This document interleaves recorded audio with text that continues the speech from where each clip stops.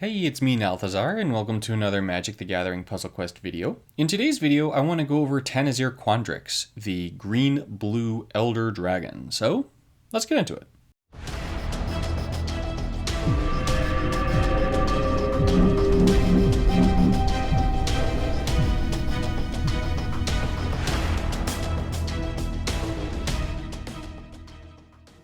Now, before I get a full head of steam, I want to go ahead and give a quick shout out to Gauzemaster. Gauzemaster just made a video on Tanazir Quandrix. We have actually fairly similar builds and ways to build around this card.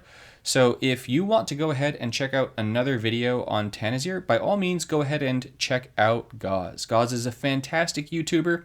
I will have a link to his video in the description of this one. And then also his channel is attached to mine. You can find his channel just by looking at related channels on my own. So go ahead, give Gauz a check out if you have not already. Now, Tanazir Quandrix is a 21 mana, 7/7 flying bravery dragon. I selected bravery because I always call it rally, even though it's not, and I wanted to make sure I was saying it correctly. I don't know why I think it's rally, but whatever. It's an Elder Dragon. It came from the most recent of the big Elder Dragon things in the vault, where you could get all 5 dragons and some super sweet packs. If you haven't seen my stream on this card, I ran it on stream the other day too, so you can go ahead and see it in action there. But this creature is absolutely ridiculous. It has, when this creature enters the battlefield, double all buff values of target creature you control. So because it's not on cast, it's on enter the battlefield, you can use flicker effects like Thassa to just double a creature's buffs every single turn, which can get pretty insane. And when Tanazir comes into play, you could just, if you cast it, or if you special summon it or something like that, then you're still going to get that boost on a creature, and so you're probably going to wind up killing your opponent within a turn or two of this thing coming down. The second ability is really the bread and butter of this card. It has, when this creature attacks, you may have the base power and toughness of other creatures you control become equal to this creature's power and toughness until end of turn. Now, the key and most important piece about this is that it makes it so that the base power toughness of your other creatures becomes equal to this thing's power toughness, right? So if you have a huge token stack down, they are going to have a base power toughness that becomes this thing's power, basically. And so if you just have this, no buffs, nothing, then that token stack is going to become a stack of 7/7s that are reinforced instead of probably 1/1s, maybe 2/1s or 2/2s or 4/4s. And so this is going to make your token stacks absolutely ridiculous. The second thing that makes this thing crazy is that it's based on that buff value of Tanazir, right? Where if you buff Tanazir, that's actually going to count as increasing its power, and so it will increase all of your other creatures' base power. And so what makes this absolutely absurd is that Tanazir came to us in Strixhaven, and the blue-green school in Strixhaven brought to us these things called fractals. Now, fractals are they're a really cool mechanic. I'm going to be making a video on them separately, but these little fractal tokens are going to make it so that when you enter combat, your first creature is going to get a power toughness boost. And since the dragon has bravery, it's going to become the first creature that you control, and it will actually gain the fractal boost before you get the confirm prompt to go ahead and change the power toughness of your creatures. This is kind of a big deal because it makes it so that you can actually go ahead and use Tanazir if you don't have very much in your collection. When I was first streaming this card, I was thinking that the white-red dragon would be the best of the dragons because it didn't matter what kind of collection you had at your disposal, the Lorehold dragon is going to be very good. It's going to make it so that you can fetch spells and then cast them probably for free at some point. Whereas with this one, I felt like you needed to have specific cards. And I'm going to go ahead and say that I was completely wrong about needing specific cards. So let's get into why I'm thinking that you don't need specific cards, right? So if you have a specific planeswalker, that specific planeswalker being Nissa Worldwaker, so we're going to go ahead and jump on over to Nissa. Nissa's first ability is going to be able to make you 4 forest tokens and then to convert 6 gems to green. Those 4 forest tokens are 1/1s. Now let's pretend for a quick moment that you are running a Nissa Worldwaker deck that is also using Tanazir. Then the Tanazir is going to make it so that every time you use your first ability, if you just have Tanazir, right? Tanazir is a 7/7. Those 4 forest tokens are going to come out as 28/28s because Tanazir is going to buff their base power to, instead of becoming 1/1s, become 7/7s. Now let's pretend for a moment that we're using some fractals, right? Or we're using other cards that buff Nissa Worldwaker. And the fractals just happen to be a very easy way of doing it. Not buff Worldwaker, but buff your creatures, right? So if you have, right, so since Tanazir is a 7/7, if you have 18 power as a boost from your fractals, that's gonna make it so that Tanazir has 25 power. That's gonna make it so that your forest tokens are going to be swinging for 100 damage. So every time you use your first ability, you're basically getting a 100/100 if you have a fractal at level 18, which is crazy because Tanazir is going to be attacking also. Tanazir in that case would be attacking for 25. Your forest tokens would be attacking for 100. That's 125 damage. That's enough damage to kill almost every single planeswalker in the game. The highest health total for a planeswalker in the game is 135, and that belongs to Angrath. Now, what would we need to be able to kill Angrath? Well, let's say for a quick moment that our Tanazir now had 27 as a base power toughness. Or not base power, as just power toughness from the fractals, right? So if we just boosted a little bit to 27, then that's going to make it so that the forest tokens are now going to be swinging for 108. Tanazir is going to be swinging for 27, and that 27 and 108 is going to be a grand total of 135. And so you just need to have Tanazir at 27 power, which means a plus 20 boost from those fractal tokens.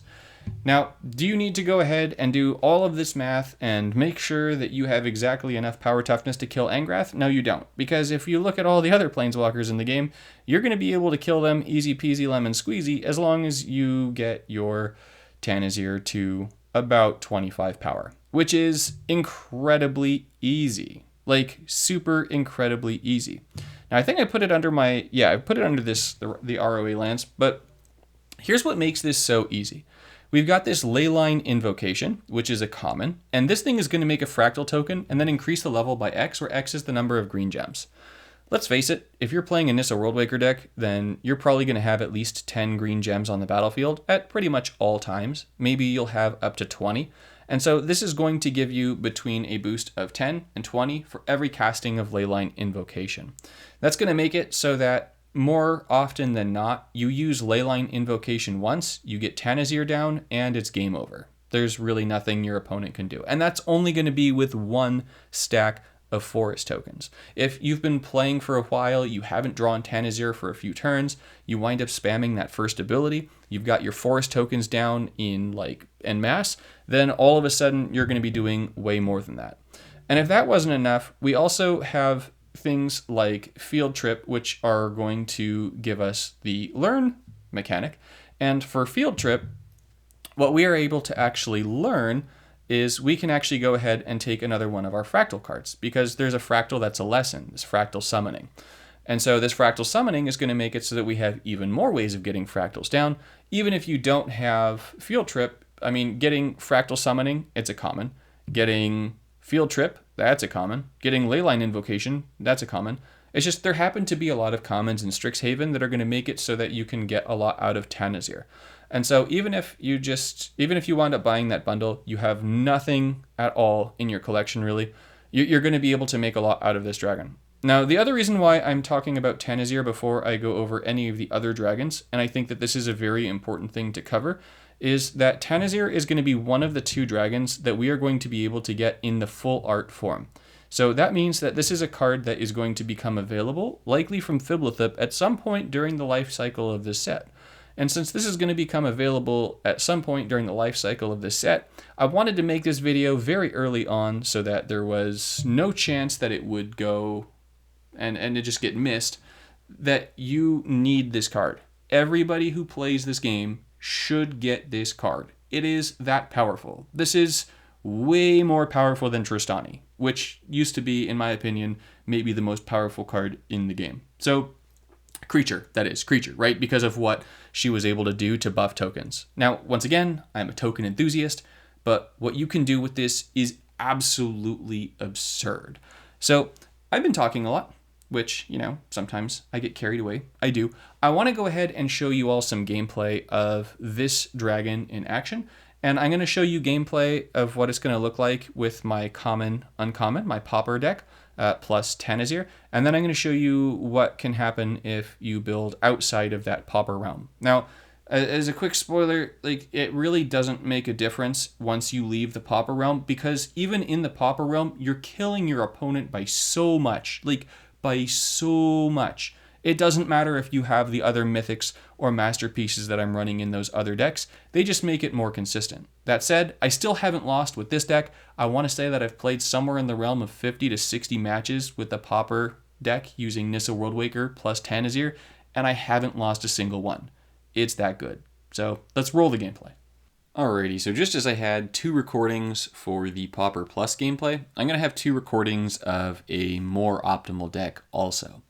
Now, there are going to be better decks that one could make with Tanazir, but this just so happens to be one of the earlier ones that I was testing, and I got some pretty good footage of, so I thought this would be pretty reasonable. Also, in an actual good deck, you'll probably be running more removal and less trying to make your deck go boom, whereas for a lot of videos, I'll try and make the deck go boom, and so I take a lot more risks than I would take in a normal deck. So the goal here is to try and get as many Phylaths down, as Phylath is currently the best way of creating tokens in a Nissa Worldwaker deck, and Nissa is, I feel, still the best option to use with Tanazir, just because you're going to be able to get the tokens down from her first.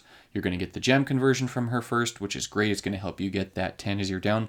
And then there just happens to be a bunch of other cards in green that are going to make it easier for you to get Tanazir down. Things like Turntimber Symbiosis and Prismatic Bridge, which happens to be in every color, and generally stuff like that. Now, yes, I know that on that turn I had a better potential match that I could have made, but I was hoping that I would get a bunch of green matches from the gem conversion, and I didn't quite get as many matches from the conversion as I wanted. That said, the game kind of made it up to me by giving me a great match to start this turn, so I really didn't have too much room to complain.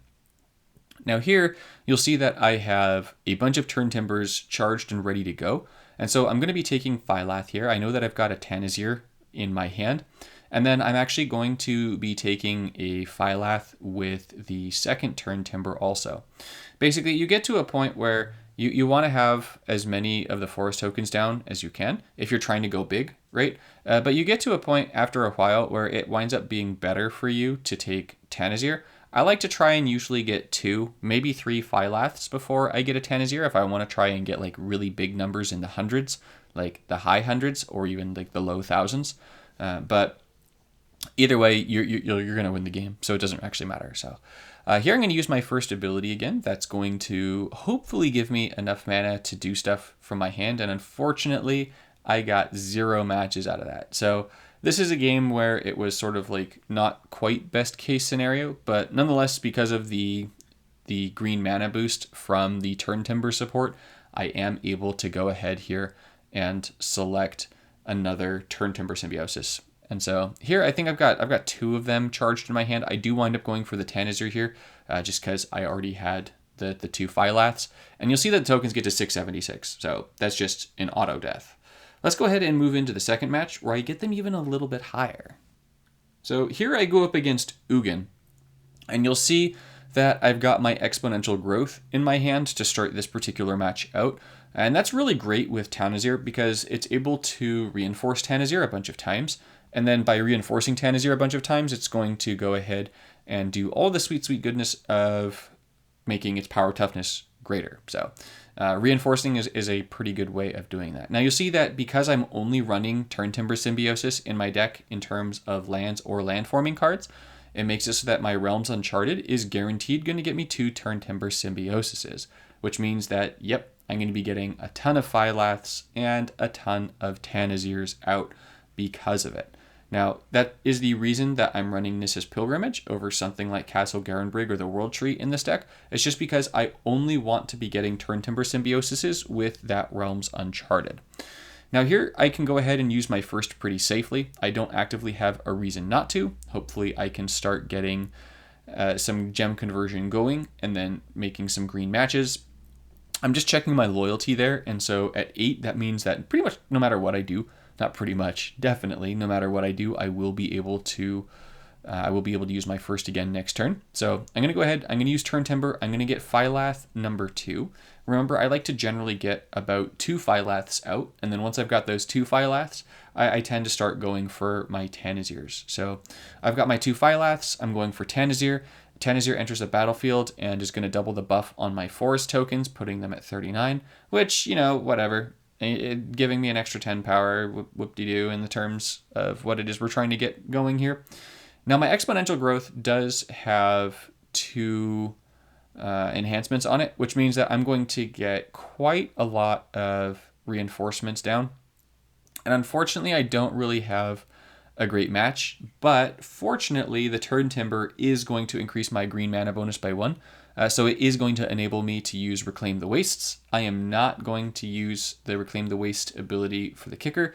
I will be boosting Tanazir, and then I'm going to buff my creatures and get 825 power from the forests, who don't even get to attack because Phylath has 70 power.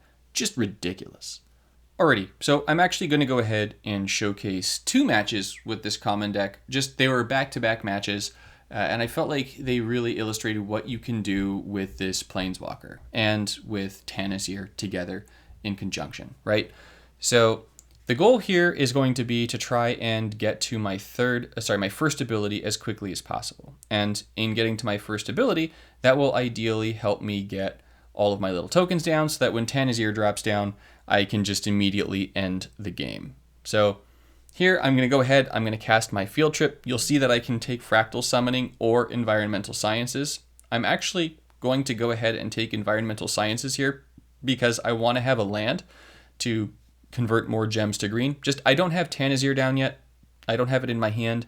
And so I just want to make sure that I'm getting that first ability as often as possible so that when I do get Tanazir, I'm able to go ahead and cast it. And so having more gem conversion at my disposal is definitely going to make it easier for me to cast it.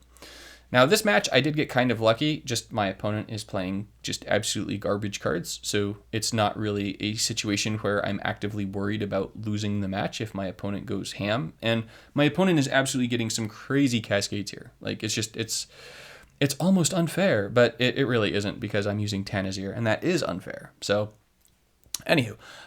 So here, and of course, I'm giving my opponent all the 5 matches in the world. I felt like every single match. So I think that I recorded this one 2 days ago, and every single match that I played that day, I felt like my opponent was getting 3, 4, 5, 6, 5 matches. It was ridiculous. And I didn't feel like I was matching badly. It was just bad luck, which, all of you who play this game, you know how it goes. So here I get my forest tokens, and then the other really important thing here is I get my beautiful little Zimone, because Zimone is going to make it so that I am able to draw extra cards when I use my first ability, and so it will hopefully make it so that I can draw into other things that I want, maybe even Tanazir. However, that said, I do have Tanazir here, so I'm going to go ahead, I'm going to take my 5 match, I'm going to match up the green cards. I'm absolutely going to be taking the Fractal Summoning here, because at this stage, now that I've got Tanazir, I do want to have the Fractals. And so at this point, I'm going to go ahead and try and get that Leyline Invocation off. And if I'm able to, you will see just how incredibly insane this is. Now, I don't have to worry about killing my opponent this turn, because Tanazir has to be attacking in order to give the buff. So if you are playing with Tanazir and you're like, that's bugged, it's not bugged. It has to be attacking in order for you to get the buff. But it kind of works out perfectly here, because it means that I'm going to be able to try and get that Fractal down on my next turn, and I'm going to be able to get even more forest tokens down, because I'm going to be able to use my first ability. That's going to get me 4 more forest tokens. And so the thing that I want you to focus on right here is look at the power toughness of my forest tokens right now. My forest tokens are 12-8, right? Which means that really they're actually a 12-12 if you factor their power, right? So for all intents and purposes, I've got right now out on the battlefield, I've got a 7-7 and I've got a 12-12. And I want you to see just how much damage this 7-7 and this 12-12 do at the end of this turn, because it is unreasonably good. I didn't take the 5 match there because I knew I didn't need it. Tanazir has boosted to 27-27. My forests boosted to 324, and that's it. Chandra is dead. There is no coming back from that, right? Like, there's nothing you can do about that. So let's go ahead and move on to match number 2. Match number 2 is going to be up against Jace, Unraveler of Secrets. I've actually got a pretty great first turn match here with the green into blue into black, because it's going to give me my own gems and it's going to take away some of what Jace is going to want. So I very much approve of that. I'm going to, this time I'm going to take the fractal just because I already have the gingerbread cabin. So since I already have the land, it's already down on the battlefield, I don't need the fractal. But that said, I've got actually 2 cards that can produce fractals in my hand right now. And so I'm actually just going to go ahead and start bringing down the fractals. And so I've got my first ability, which is fantastic also. Because remember, we want to go ahead and use that first ability as quickly and as often as possible. With Nissa Worldwaker, not only is it going to give us mana, but it's also going to be giving us loyalty, which is pretty sweet.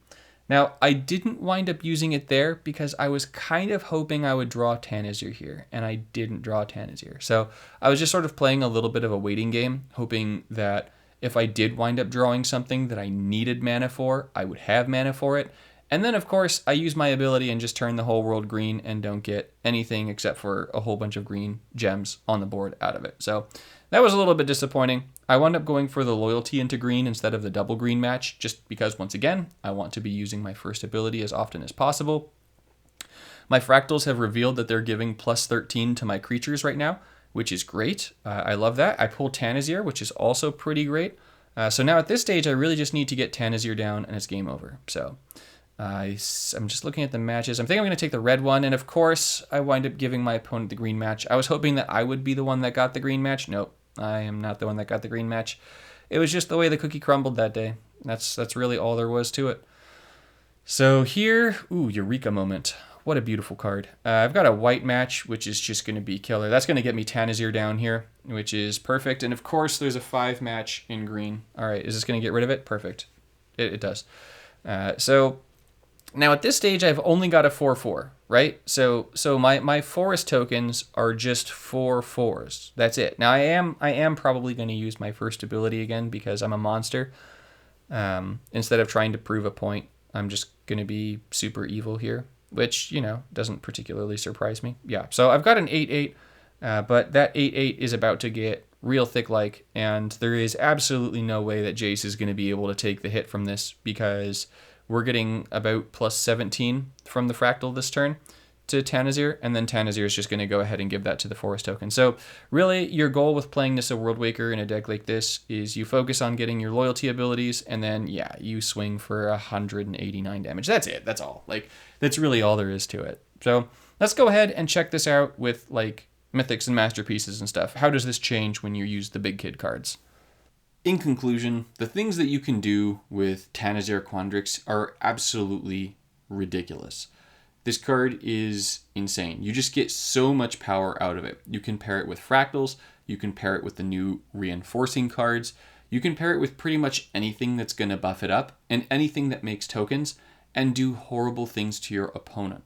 It has green in its color identity, which means that you can run it with Nissa Worldwaker, and it just is kind of like the perfect monster to go with all of the cards that came out for green in Strixhaven. So if this card winds up becoming available for $10 like the Silver Quill Dragon did, and you did not buy the Big Dragon bundle, I would very much so recommend that you pick it up from there. If you don't like spending money in the game, that's fine. Like I mentioned earlier, just pick it up from Fiblethip. This thing's going to become available through Fiblethip at some point, but do make sure that you have crystals saved up for this card. This card is crazy, crazy good. I initially thought that the Lorehold Dragon was the best. I changed my mind. It's this thing. You need like nothing to make this card absolutely ridiculous and overpowered. So thank you so much for watching, and as always, I'll see you in the next one.